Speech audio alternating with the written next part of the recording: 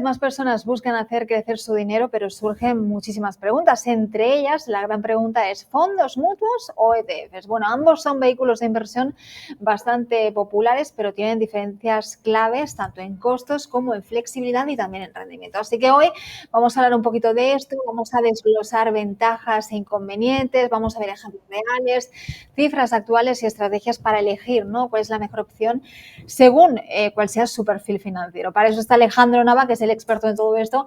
Y Alejandro, lo primero que te quiero preguntar es cuál es la diferencia fundamental entre lo que sería un fondo mutuo y un ETF. Bueno, pues propiamente la diferencia es en cómo se compran y se venden. Un fondo mutuo es gestionado activamente y solo se puede comprar o vender al cierre de mercado de cada día con el precio establecido por el administrador. En cambio, un ETF, que es conocido como un Exchange Trade Fund, bueno, pues se negocia en base a cómo se transfieren o se negocian propiamente las acciones, ¿verdad? Dentro de la bolsa de valores. Perfecto. Imaginemos, Alejandro, un inversionista principiante, yo por ejemplo, ¿no? ¿Qué opción sería más accesible para mí en este caso? Bueno, propiamente entre las opciones, pues depende propiamente de capital inicial, porque algunos fondos mutuos suelen tener inversiones mínimas que van desde $500 y pudieran ser hasta $3,000, según Vanguard, que son los fondos más accesibles. De hecho, yo me he encontrado fondos que solamente se pueden hacer inversiones de más de $10 millones. Así es que existe una gran variedad. Ahora, en los ETFs, en cambio, pues se puede comprar con tan solo el precio de una acción, como por ejemplo el SP 500 cuesta alrededor de $500, $600 en este momento, pero también podemos encontrar otros ETFs que pudieran rondar alrededor de los $50 a $70. Perfecto. Hablemos de los costos de administración. ¿Cuáles tienen menores costos? Bueno, pues propiamente ahí sí, cuando hablamos de los costos de administración, los ETFs suelen ser mucho más económicos, ya que la comisión de gestión de un fondo mutuo activo puede ir de un 0,5 a un 2%, mientras que un ETF de gestión pasiva como el de Vanguard BOO tiene un costo de tan solo un 0,03% de comisión anual. Entonces, si hablamos como un ejemplo sobre esto, es a la hora de hacer una inversión de $10,000 en un fondo mutuo con una comisión del 1%, estaremos pagando $100 al año.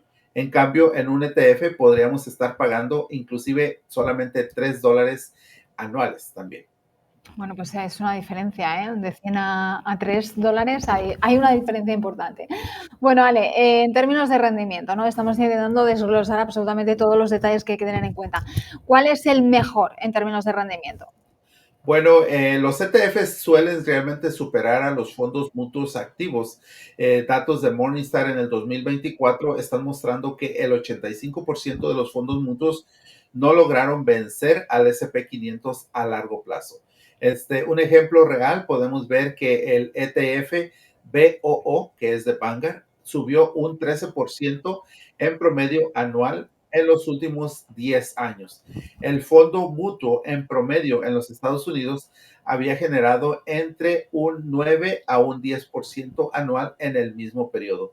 Entonces, por ello es de que estamos teniendo este gran beneficio en los fondos mutuos. De hecho, los fondos mutuos son paquetes o una cesta de compañías donde el administrador está decidiendo qué compañías puede sacar y cambiarlas por otras que tengan un mejor desempeño.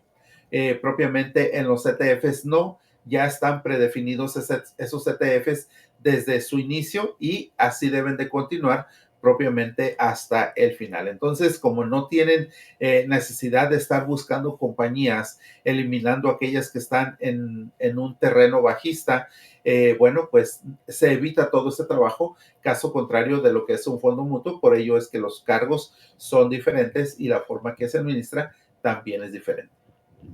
¿Y cuál sería, Alejandro, el más fácil de comprar y de vender? Bueno, definitivamente los ETFs se pueden comprar y vender en cualquier momento como si fuera una acción. por ese lado, pues esto es lo más fácil de hacer. Los fondos mutuos solo se liquidan al fin del día. Un ejemplo, si el mercado cae el 5% durante la mañana, con un ETF puedes vender de inmediato y evitar parte de esa caída durante el día. Ahora, un fondo mutuo, pues no se puede hacer nada ya que la venta se procesará hasta el final del día, lo que significa que no puedes salirte de esa inversión, aunque tú estés viendo caer el valor del fondo mutuo o el valor del mercado propiamente, que es el que se puede ver en el momento. Y por ello es de que todo esto tiene su ventaja y su desventaja. Ahora, aún así, pudieras no poder hacer la venta el mismo día, ya que no es cuestión de que pongas la orden justamente 30 minutos antes de finalizar el día. Tiene que ser alrededor de 3 horas, 3 o 4 horas cuando tú decides vender ese fondo mutuo para que se pueda efectuar la venta al final del día. De lo contrario, si decides hacerlo al final del día, se hará muy posiblemente el siguiente día. Y si el siguiente día el mercado, el mercado sufre otra caída, bueno, pues tú estarías vendiendo aún más bajo de lo que habrías pensado inicialmente. Perfecto. Creo que queda bastante claro para todos aquellos que quieren empezar, ¿no? Con estas opciones de inversión. Haremos de esos famosos ingresos pasivos, ¿no, Alejandro?